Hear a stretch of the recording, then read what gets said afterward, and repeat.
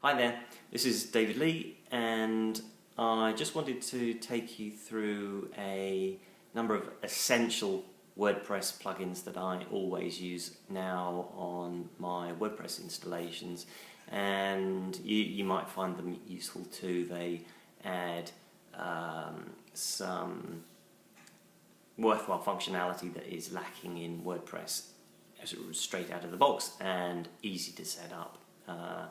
So I'll take you through the process on the screen right now. Let's head over there.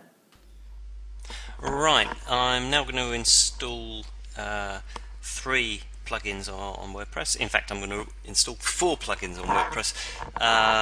3 main ones, plus one of them requires a second plugin for some additional functionality that I want. This is it's the most up-to-date version of WordPress we've got at the moment, which is 4.1. I've deleted the standard plugins that you get with it. One of them is just a waste of time and space, and the other one we're going to replace the functionality anyway, so here goes. So we need to head over to plugins and add new. And basically what I want to do is add a plugin called Limit Login Attempts, which adds an additional layer of security to your WordPress installation, because it prevents anybody either manually or automatically from trying to crack your login details. Manually it's not so easy, but with automated tools, basically hackers can fire thousands of attempts of login and password combinations to see if they can get into your installation. This will have a timeout of 20 minutes if that is wrong 4 times in a row, and if they get blocked 4 times in a row, they get locked out for 24 hours. So it severely limits the number of attempts that can be made on it. So let's limit login attempts. Hit return. We're searching the repository. Okay, here it is. Install now. Okay. And sorry, we need to activate it first. That's it. There are some configuration options. I'll just take a look at them. Settings, limit login attempts, and 4 allowed retries, 20 minutes lockout, 4 lockouts. It's fairly self-explanatory. You can take a look at that. You can even have it email attempted login attempts on your website to be emailed to you, so you've got an alert. So that's all there is to it. Okay, so nice and easy.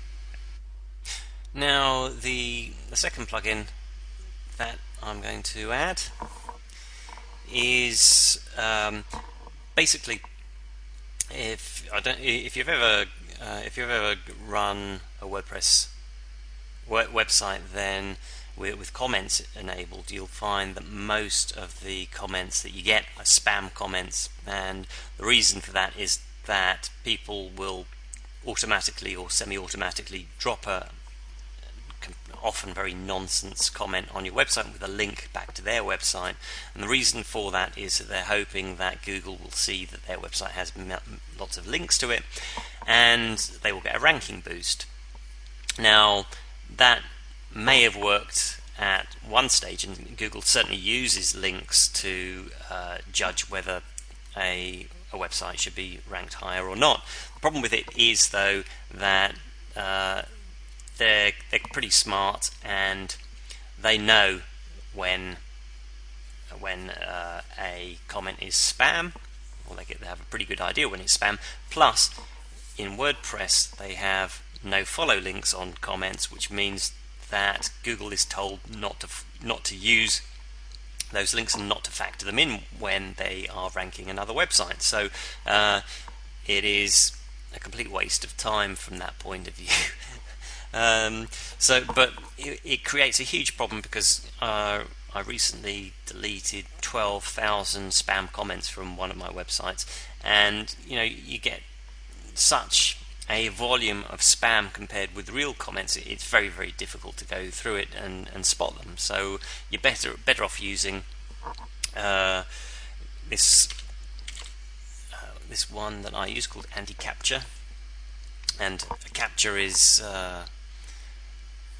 you've probably seen it on web forms, a number of characters which are distorted so that they're not machine readable, that you need to type into a box, and that is purely to prevent automated attacks on your website, whether it's comments or not.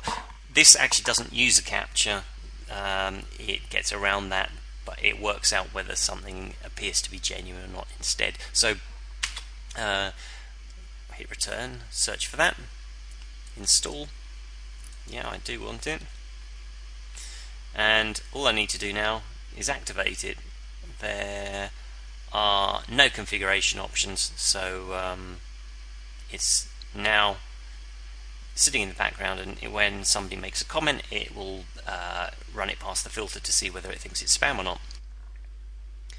Okay, and I'm going to add 2 more plugins now, and the first one is called Contact Form 7,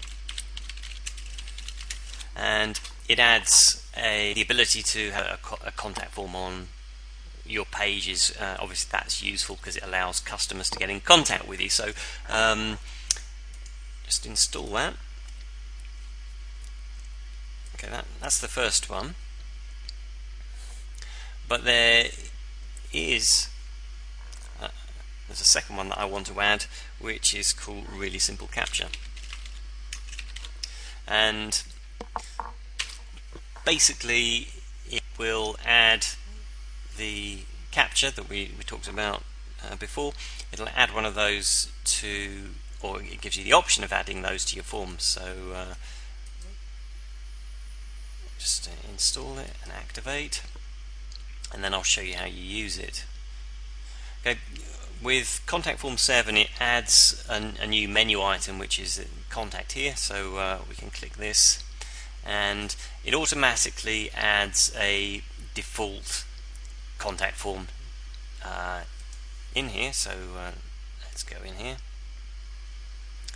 and you can see your name, your email, subject, your message and the send button. So what I want to do is add the capture. To do that I go to generate tag, and there are a number of different options. It's quite flexible in what it can do, and capture, and I'm going to add a medium-sized image because well, I think they're not that too user-friendly if they're too small, so mediums I reckon is okay. And there are 2 parts to this. The first here I'm going to copy and paste over here, and that is the image of the capture, and the second is the actual input field. I'm going to paste that below it. There's one more thing that I want to add, and P for paragraph in HTML, and it's let's see, enter the characters in the box below and hit send. Okay, I need to close off that paragraph. Okay, so and I can save that. There's an option in here to change the email that the data is sent to, so you can change that, but it's fairly obvious how to do that. And what I need to do now is copy this code here. Now I'm going to go over to pages, and I want to add a new page, in fact, and I'll call that contact me. And all I do down here is paste that code for the contact form into it. Now One other thing, because this is a contact page, I don't actually want to allow comments on it. So down here we've got discussion, and I'm going to unmark those boxes. Actually, if you don't have the discussion option or any of the other options that you see, you can go up to screen options and select or deselect the boxes as appropriate. Okay, so it's just that one, and I'm going to click publish. Right, now if I go to view page,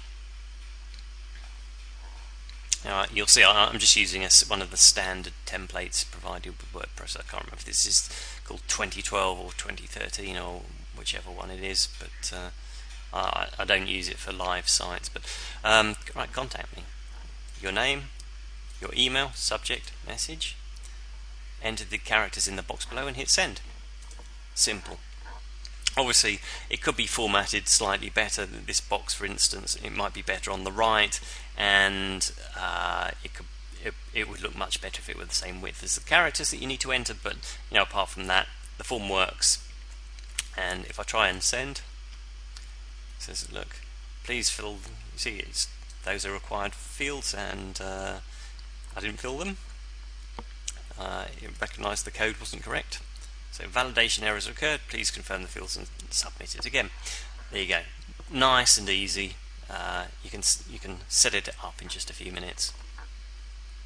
So, well, I hope you found this video useful. I'll be adding further videos on WordPress and related topics, and so I hope to see you then. If you want to get in contact, by the way, head over to my website and use the contact form on it. You can see my website address below. Speak to you soon.